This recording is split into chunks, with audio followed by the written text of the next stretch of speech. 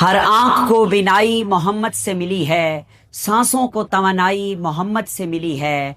हर फूल की किस्मत है मोहम्मद से मुअत्तर, हर बाग को रनाई मोहम्मद से मिली है। बिस्मिल्लाहिर्रहमानिर्रहीम। अस्सलाम वालेकुम दोस्तों, आपका sir Zeeshan Haider, FSC chemistry second year, chapter number 20 का लेक्चर नंबर 2। आज हम स्टडी करने जा रहे हैं थर्मोडायनेमिक स्टेबिलिटी ऑफ बेंजीन। मेरे प्यारे बेटे, मैंने कल के लेक्चर में आपको स्ट्रक्चर ऑफ बेंजीन पढ़ाया था, जिसमें हमने कैक्यूल का स्ट्रक्चर देखा था। अगर आपको याद हो तो कल हमने ये देखा था कि बेंजीन जो है उसका स्ट्रक्चर कुछ इस तरह से होता है कैक्यूल के मुताबिक, डबल सिंगल और फिर डबल, यानी 3 सिंगल बॉन्ड होते हैं और 3 डबल बॉन्ड होते हैं।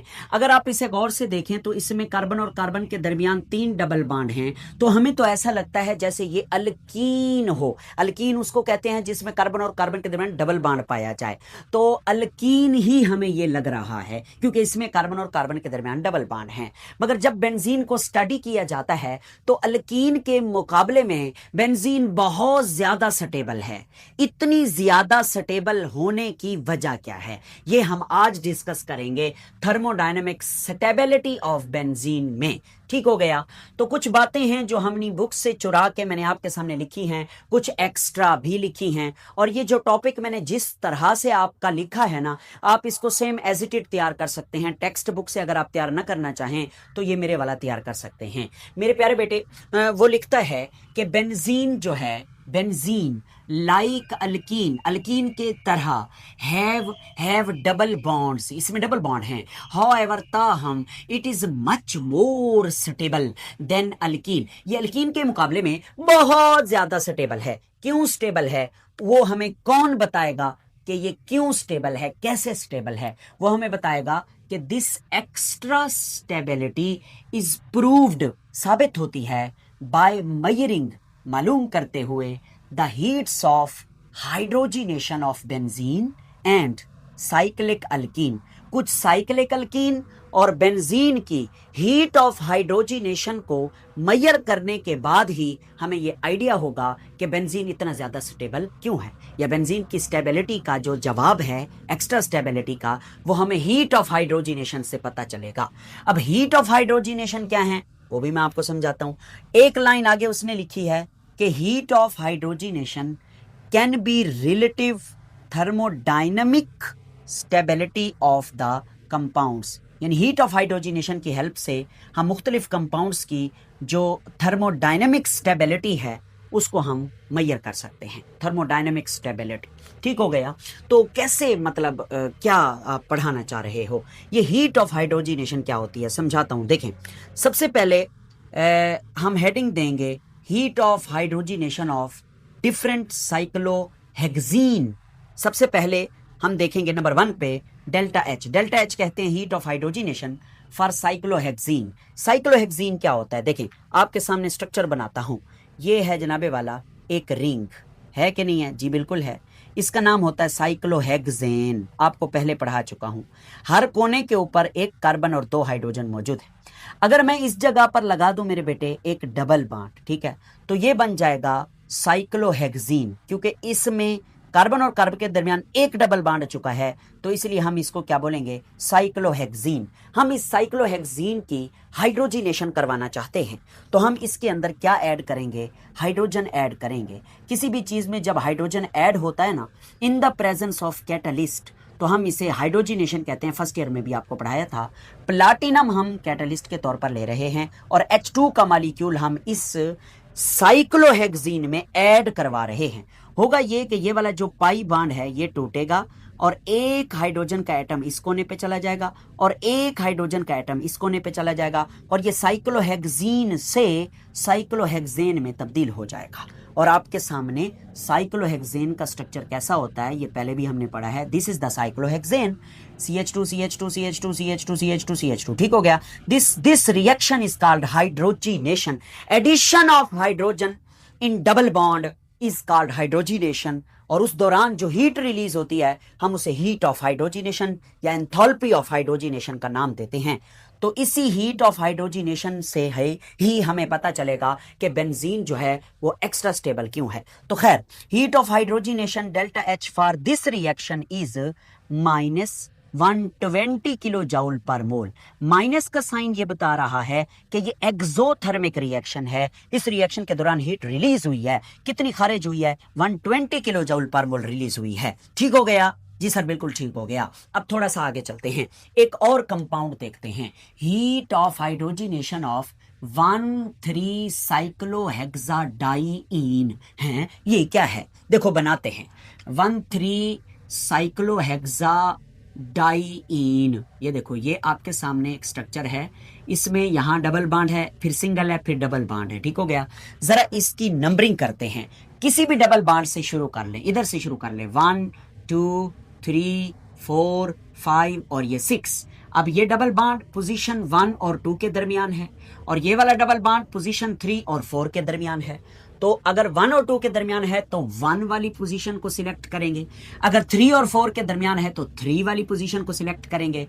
यानी एक डबल बॉन्ड 1 पे है, एक डबल बॉन्ड 3 पे है। साइक्लो माने साइकिल है, हेक्सा माने 6 कोनों वाला है, डाई माने 2, ईन माने डबल बॉन्ड। 2 डबल बॉन्ड है, एक ये डबल बॉन्ड है, एक ये डबल बॉन्ड है। ओके हो गया? यस सर, ये इसका नाम है। नीचे भी मैंने लिखा है 1,3 साइक्लोहेक्साडाइईन। अब आप ना इसकी जो है हीट ऑफ हाइड्रोजिनेशन कैलकुलेट करना चाहते हैं, तो कैसे करेंगे? हम इसकी हाइड्रोजिनेशन करवाएंगे। हाइड्रोजिनेशन कैसे होगी? हम इसके अंदर हाइड्रोजन को ऐड करेंगे। हाइड्रोजन का एक मॉलिक्यूल ऐड करेंगे? आंसर है नो। 2 मॉलिक्यूल ऐड करेंगे या 2 मोल ऐड करेंगे। क्यों? क्योंकि एक बॉन्ड था ना, डबल बॉन्ड, ये डबल बॉन्ड था। इसको हाइड्रोजिनेट करवाने के लिए हमने एक मॉलिक्यूल लिया था H2 का। अब यहां पर 2 डबल बॉन्ड हैं, 2 पाई बॉन्ड हैं, तो इसलिए हमें 2 मॉलिक्यूल लेने होंगे जिसमें 4 हाइड्रोजन के एटम हैं। जब ये रिएक्शन होगा इन the presence of catalyst which is the platinum, तो ये वाला bond cut cut cut cut cut cut टूट जाएगा, और एक H इधर चला जाएगा, एक H जो है वो इधर चला जाएगा। ये वाला बॉन्ड भी टूटेगा, cut cut cut cut cut, और एक हाइड्रोजन इधर चला आएगा इस कोने पे, और एक हाइड्रोजन जो है वो 4 वाले कार्बन के ऊपर चला जाएगा। तो 4 हाइड्रोजन जो है वो ऐड हो जाएंगे। जैसे ही 4 हाइड्रोजन ऐड होंगे तो हमारे पास फिर से क्या बन जाएगा? वही फटा पुराना घिसा पिटा साइक्लोहेक्सेन बन जाएगा। Okay, yes sir, this is the cyclohexane. वो समझ आ रही है? यस सर, समझ आ रही है। अब हम ना इसकी हीट ऑफ हाइड्रोजिनेशन देखना चाह रहे हैं, तो इसकी कैलकुलेटेड डेल्टा H यानी कैलकुलेटेड हीट ऑफ हाइड्रोजिनेशन क्या होगी, मैं समझाता हूं आपको। देखो, अगर एक पाई बॉन्ड टूटता है तो हीट ऑफ हाइड्रोजिनेशन होती है 120। यहां पर 2 पाई बॉन्ड टूट रहे हैं तो हीट ऑफ हाइड्रोजिनेशन डबल होनी चाहिए, यानी हीट ऑफ हाइड्रोजिनेशन होनी चाहिए 2 × -120 किलो जूल पर मोल। तो जब आप इसको सॉल्व करेंगे तो ये आंसर आएगा माइनस में 240 किलो जूल पर मोल।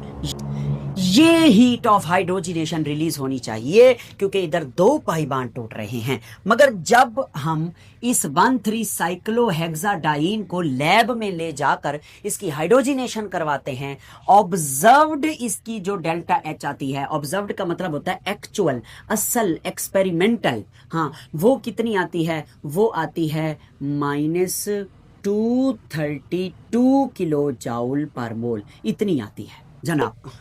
ओए, ये तो एक्सपेक्टेड से थोड़ी वैल्यू है। हम सोच रहे थे कि ये 240 किलो जूल पर मोल एनर्जी रिलीज होगी, मगर जब तजर्बा किया गया तो असल जो वैल्यू रिलीज हुई वो 232 यानी 232 किलो जूल पर मोल रिलीज हुई है। डिफरेंस आ गया है। देखो कितना डिफरेंस है, डिफरेंस चेक करो जरा। डिफरेंस कैसे निकालते हैं? बड़ी वैल्यू से छोटी को माइनस कर दें, 240 में से 232 को माइनस कर दें तो 8 किलो जूल पर मोल इसका डिफरेंस निकला है। यानी हम सोच रहे थे 240 रिलीज होगी, वो 232 रिलीज हुई। इसका मतलब हमारी सोच से 8 किलो जूल एनर्जी कम रिलीज हुई है। क्यों कम रिलीज हुई है, ये असल सवाल है। देखिएगा, वो कहता है, कुछ लिखा है उसने, फिर मैं आपको समझाता भी हूं। कहता है कि the observed value 8 kilo joule per mole less than the calculated value. It shows that, ये हमें बताता है कि conjugated double bonds provide extra stability than isolated double bond. इस बात का क्या मतलब है, समझाना चाहता हूं। देखें, ये देखें, अगर कोई भी डबल बॉन्ड है ना, उसके साथ इधर भी सिंगल बॉन्ड है, इधर भी सिंगल बॉन्ड है, तो इस डबल बॉन्ड को नाम दिया जाएगा आइसोलेटेड डबल बॉन्ड, अकेला डबल बॉन्ड। ठीक है, अगर इस तरह हो कि डबल बॉन्ड फिर सिंगल बॉन्ड फिर डबल बॉन्ड फिर सिंगल बॉन्ड, तो इसको कहा जाता है अल्टरनेट डबल सिंगल बॉन्ड। और जब ऐसा हो तो हम कहते हैं इसमें है कॉन्जुगेशन। इसको बोला जाता है कॉन्जुगेशन। किसको बोला जाता है? डबल फिर सिंगल फिर डबल फिर सिंगल हो तो हम कहते हैं कि ये कॉन्जुगेशन है इस मॉलिक्यूल में। ठीक है जी सर। अब जिसमें कॉन्जुगेटेड डबल बॉन्ड होते हैं, यानी कि डबल फिर सिंगल फिर डबल फिर सिंगल, वो मॉलिक्यूल जो है वो ज्यादा स्टेबल होता है।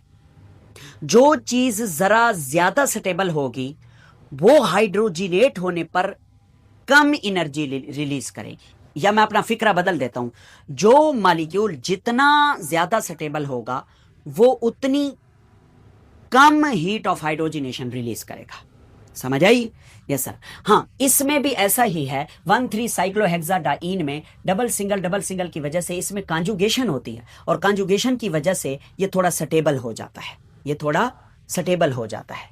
जरा इस डायग्राम पे आ जाए, ये डायग्राम आपको बात समझा देगी। सुनिएगा मेरी बात। होता ये है कि ये जो है हमारे पास ये एक्स एक्सिस है, इस पे हम इस जगह पर इस पूरी लाइन पर हम ले रहे हैं साइक्लोहेक्सेन, और ये वाई एक्सिस है, इधर हम ले रहे हैं एनर्जी।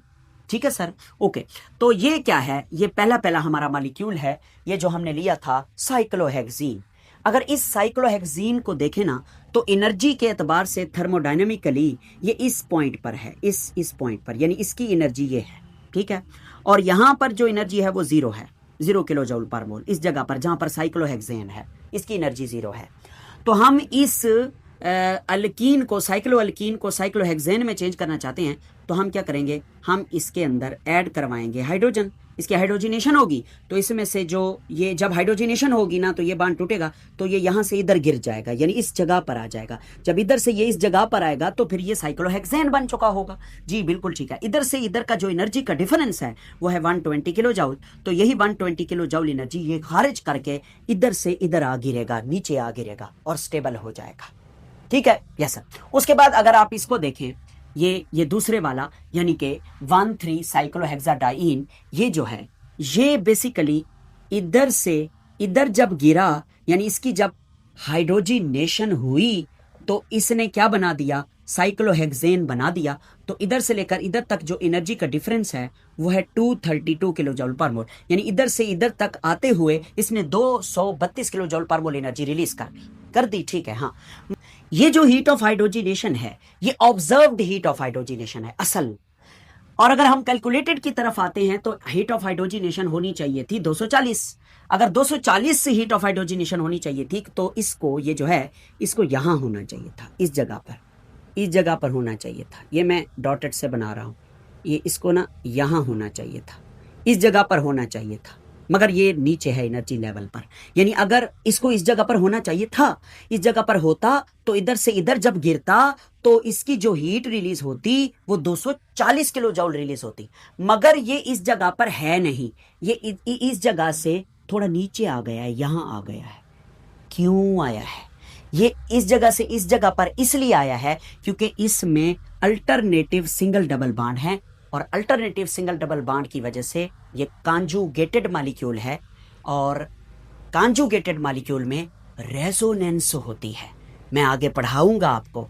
रेजोनेंस का मतलब होता है पाई इलेक्ट्रॉन का घूमना, यानी ये वाला जो पाई इलेक्ट्रॉन्स हैं ये मूव करके इधर आ जाते हैं, और ये वाले जो पाई इलेक्ट्रॉन्स हैं ये मूव करके इधर आ जाते हैं, तो इसे कहते हैं रेजोनेंस। तो पाई इलेक्ट्रॉन की मूवमेंट की वजह से इसकी जो एनर्जी है वो थोड़ी कम हो जाती है, यानी ये जो यहाँ पर है ये यहाँ से यहाँ आ जाता है, नीचे आ जाता है, और फिर हम जब इसको हाइड्रोजिनेट करवाते हैं तो ये इधर से इधर गिरता है, इसलिए इसकी 232 किलो जूल पर मोल एनर्जी रिलीज होती है। समझ आ गई? Yes sir. उम्मीद करता हूं, पक्का कंफर्म नहीं है कि आपको समझ आ रही है कि नहीं, उम्मीद करता हूं आपको समझ आएगी। अब आगे चलते हैं। वो कहता है डेल्टा एच फॉर 135 साइक्लोहेक्साट्राईइन। एक और हम मॉलिक्यूल लेते हैं, हाइपोथेटिकल फर्जी मॉलिक्यूल लेते हैं, जिसकी आपके सामने डायग्राम बना रहा हूं। ये देखें, ये जनाबे वाला पाई बांड, सिंगल बांड, फिर डबल बांड, सिंगल बांड, फिर डबल बांड। ये एक हाइपोथेटिकल मॉलिक्यूल है। आप कहोगे सर ये तो बेंजीन है। नहीं, ये बेंजीन नहीं है। आपने एक लम्हे के लिए ये तसव्वुर करना है कि ये फर्जी मॉलिक्यूल है जिसमें ये वाला पाई इलेक्ट्रॉन दोनों इधर ही टिके रहते हैं, घूमते नहीं हैं। ये वाले पाई इलेक्ट्रॉन भी टिके रहते हैं, ये वाले पाई इलेक्ट्रॉन भी इधर ही रहते हैं, ये डीलोकलाइज्ड नहीं है, अपनी जगह से हटते नहीं है, ये लोकलाइज्ड हैं, इधर ही महफूज रहेंगे, इधर उधर नहीं जाएंगे। और इसका पूरा नाम क्या है, नंबरिंग करें 1 2 3 4 5 6। एक डबल बॉन्ड 1 और 2 के दरमियान है तो 1 पोजीशन सिलेक्ट होगी, एक 3 और 4 के दरमियान है तो 3 सिलेक्ट होगा, एक 5 और 6 के दरमियान है तो 5 सिलेक्ट होगा। साइक्लो माने साइकिल है, हेक्सा माने 6 कोने हैं, ट्राई इन का मतलब है 3 इसमें डबल बॉन्ड है, नाम हो गया। अब हम इसकी हाइड्रोजिनेशन करवाते हैं। तो इसकी जो हाइड्रोजिनेशन हम करवा रहे हैं तो इसकी हाइड्रोजिनेशन कैसे होगी, इसके अंदर ना 3 मोल या 3 मालिक्यूल H2 के डाले जाएंगे इन द प्रेजेंस ऑफ Pt, और हर कोने पे एक एक जो है वो हाइड्रोजन जाएगा। यानी ये पाई बांड टूटेगा, एक हाइड्रोजन इधर एक इधर, ये वाला पाई बांड टूटेगा, एक हाइड्रोजन इधर एक इधर, ये वाला पाई बांड टूटेगा, एक हाइड्रोजन इधर एक इधर, 6 हाइड्रोजन के एटम आ जाएंगे और ये अपने आप को किसमें चेंज कर लेगा, दोबारा से साइक्लोहेक्सेन में चेंज कर लेगा। ठीक है, तो इसकी जो ऑब्जर्व्ड तो इसकी जो कैलकुलेटेड हीट ऑफ हाइड्रोजिनेशन है वो क्या होगी, वो मैं यहां आपको बता रहा हूं। कैलकुलेटेड इसकी ये होनी चाहिए 3 multiply by -120 degree kilo joule per mole. क्यों? क्योंकि एक पाई बांड को तोड़वाएं ना तो 120 एनर्जी रिलीज होती है, यहाँ 3 पाई बांड है, 1 2 3, तो 3 के साथ जरब दे दें 120 को तो ये आ जाएगा 360 किलो जूल पर मोल। इतनी एनर्जी जो है वो रिलीज होनी चाहिए थी। सही हो गया? Yes sir. अच्छा, अब ना कुछ लिखा हुआ है जो कि मैं आपको रीड करवाना चाहता हूँ। वो कहता है कि इफ बेंजीन इज सिंपली 135 है साइक्लोहेक्साट्राईन, यानी अगर बेंजीन जो है वो ऐसा ही है जैसे ये आपके सामने है, और ये है क्या, 135 साइक्लोहेक्साट्राईन, तो वी वुड प्रिडिक्ट दैट, हमें ये लग रहा है कि benzene could liberate approximately 360 kilo joule per mole 3 into 120 when it is hydrogenated। तो इतनी एनर्जी इसको रिलीज करनी चाहिए। अभी तक मैंने आपको यही पढ़ाया है ना जी। मगर जब हम बेंजीन को एक्चुअली देखते हैं तो it release only 208 kilo joule per mole. तो बेंजीन जो है वो एक्सपेक्टेड से बहुत कम एनर्जी रिलीज कर रहा है। यानी ऑब्जर्व्ड कितनी आई है, ऑब्जर्व्ड जो रिलीज हुई है वो है 208 किलो जूल पर मोल। जरा इनका डिफरेंस देख लें, यानी कि 360 में से 208 को माइनस करें ना तो ये आंसर आता है 152 किलो जूल पर मोल एनर्जी। ठीक हो गया, ये डिफरेंस आ गया। इतनी हमारी एक्सपेक्टेशन से कम रिलीज हुई है एनर्जी। हम सोच रहे थे कि 360 जो है किलो जूल पर मोल एनर्जी रिलीज होगी, मगर 208 किलो जूल पर मोल एनर्जी जो है वो रिलीज हुई है। ठीक हो गया। अब देखो क्या कहता है, but benzene actually release only 208 kilo joule per mole. This means, इसका मतलब है benzene release 152 kilo joule per mole less energy then expected. ठीक हो गया। हाँ, तो फिर बेंजीन का अगर हम रिएक्शन देखेंगे, यानी यहां पे हम लिखते हैं बेंजीन, ठीक है, बेंजीन, और उसकी करवाते हैं हम hydrogenation in the presence of platinum, तो बेंजीन क्या बना देगा, साइक्लोहेक्सेन। ठीक है sir. It shows benzene is much more stable than hypothetical साइक्लोहेक्साट्राईन।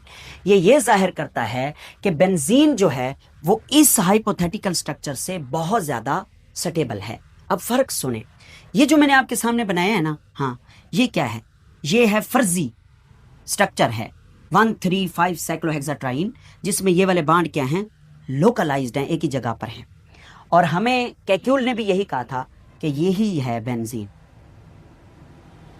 अगर तो यही है बेंजीन और इसमें ये वाले बांड भी इसी जगह पर लोकलाइज्ड हैं, मूव नहीं करते, तो फिर एनर्जी 360 ही रिलीज होनी चाहिए थी। 208 क्यों रिलीज हुई है? असल वजह यह है कि कैक्यूल के मुताबिक ये बेंजीन का स्ट्रक्चर है। हाँ ठीक है, मगर जब मॉडर्न रिसर्च की गई तो पता ये चला कि ये जो पाई इलेक्ट्रॉन है ना, 2 और ये वाले ये पाई इलेक्ट्रॉन, ये अल्टरनेटिव सिंगल डबल बांड है। Double single double single double single, जहां अल्टरनेटिव डबल सिंगल बांड आएंगे वहां कॉन्जुगेशन होगी, यानी हम कहेंगे कि ये कॉन्जुगेटेड मॉलिक्यूल है। जिसमें अल्टरनेटिव सिंगल डबल बांड होते हैं वो कॉन्जुगेटेड होता है, बस ये याद रखें। तो जब ये कॉन्जुगेटेड होता है तो इसमें ना रेजोनेंस होती है, रेजोनेंस। रेजोनेंस का मतलब है पाई इलेक्ट्रॉन का घूमना, यानी ये वाला पाई इलेक्ट्रॉन जो है वो घूम के इधर आ जाएगा, ये वाले पाई इलेक्ट्रॉन इधर आ जाएंगे, ये वाले पाई इलेक्ट्रॉन इधर आ जाएंगे, और फिर ऐसे चलता रहेगा। यानी ये स्ट्रक्चर कुछ इस तरह चेंज हो जाएगा, यानी ये यहाँ और यहाँ डबल बॉन्ड आ जाएंगे। ऊपर वाले में इधर डबल बॉन्ड है, इधर सिंगल है, फिर ये दोबारा डीलोकलाइज होंगे, यानी कि ये यहाँ आ जाएंगे डबल बॉन्ड, ये इधर आ जाएंगे और ये इधर आ जाएंगे, फिर ये घूमते, यानी ये जो पाई इलेक्ट्रॉन हैं ये अंदर जहाँ घूमते रहेंगे। इनके घूमने को कहते हैं रेजोनेंस। इनके घूमने की वजह से ही ये बेंजीन बहुत ज़्यादा स्टेबल है। यानी अगर हम इसको देखें ना तो इसमें ये बॉन्ड लोकलाइज्ड हैं और घूम नहीं रहे, तो इतनी एनर्जी रिलीज होनी चाहिए थी, मगर एनर्जी हुई 208 रिलीज। इसका मतलब है इस स्ट्रक्चर में कोई चेंज है, बिल्कुल चेंज है। ये स्ट्रक्चर है 135 साइक्लोहेक्साट्राइन का, और बेंजीन का जो असल स्ट्रक्चर होता है ना मेरे बेटे, वो हम इस तरह बनाते हैं। ये देखो, ये बाद में पता चला था कि अंदर वाले जो पाई बांड हैं वो हर वक्त घूमते रहते हैं, रेजोनेट करते हैं, इसलिए हम अंदर जो है बेंजीन का जो है उसके अंदर सर्कल लगा देते हैं। सर्कल का मतलब है ये इलेक्ट्रॉन घूम रहे हैं, और इलेक्ट्रॉन जब घूमते हैं तो इन्हीं इलेक्ट्रॉन के घूमने की वजह से बेंजीन जो है वो स्टेबल है, और जब इस स्टेबल को आप हाइड्रोजिनेट करवाओगे तो ये एक्सपेक्टेड से थोड़ी एनर्जी रिलीज करेगा। अब आ जाओ ग्राफ पे, देखो ये है 135 साइक्लोहेक्साट्राइन, ये इसी जगह पर है, ठीक है, हाई एनर्जी पर है, ठीक है। तो इसके अंदर जो है ये लोकलाइज्ड बॉन्ड है, तो इधर से इधर लाने के लिए इसके अंदर हम 3 हाइड्रोजन के मॉलिक्यूल डालेंगे, इसकी हाइड्रोजिनेशन होगी और ये 360 किलो जूल पर मोल एनर्जी रिलीज करेगा, ठीक है, करेगा। मगर बेंजीन जो है ना, बेंजीन में ये पाई बॉन्ड जो है ये डीलोकलाइज्ड हैं, ये मूव करते हैं, इसलिए बेंजीन इधर से इधर आ जाता है, इस जगह पर पहुंच जाता है। इसी बॉन्ड के घूमने की वजह से वो स्टेबल होता चला आता है और अपनी एनर्जी घटाता आता है, यहाँ पर पहुंच जाता है। जब इधर पर पहुंच जाएगा बेंजीन, और बेंजीन की आप असल ऑब्जर्व्ड एक्चुअल हाइड्रोजिनेशन करवाओगे तो बेंजीन इस लेवल से इधर गिरेगा और साइक्लोहेक्सेन में चेंज होगा, तो इधर से इधर जो एनर्जी का डिफरेंस है वो 208 किलो जूल पर मोल है। समझ आई? Yes sir. और ये देखें, इस एनर्जी लेवल से इधर से लेकर इधर तक, यहां तक, ये जो एनर्जी का डिफरेंस है इसे कहते हैं रेजोनेंस एनर्जी, और वो डिफरेंस से निकलती है, यानी कि कैलकुलेटेड हाइड्रोजिनेशन है 360 और ऑब्जर्व्ड है 208, दोनों का जो डिफरेंस है 152। This is called what? Resonance energy. यानी ये एनर्जी जो है वो रेजोनेंस में खर्च हो जाती है। 360 से बेंजीन 208 पे चला आता है, फिर यहाँ से जब जीरो पे लाने की कोशिश करोगे तो 208 किलो जूल एनर्जी वो रिलीज करेगा ऑन हाइड्रोजिनेशन, जब इसमें आप हाइड्रोजन ऐड करोगे। समझ आ गई? यस सर, समझ आ गई। तो यही बात जो है आगे लिखी हुई है रेजोनेंस एनर्जी के।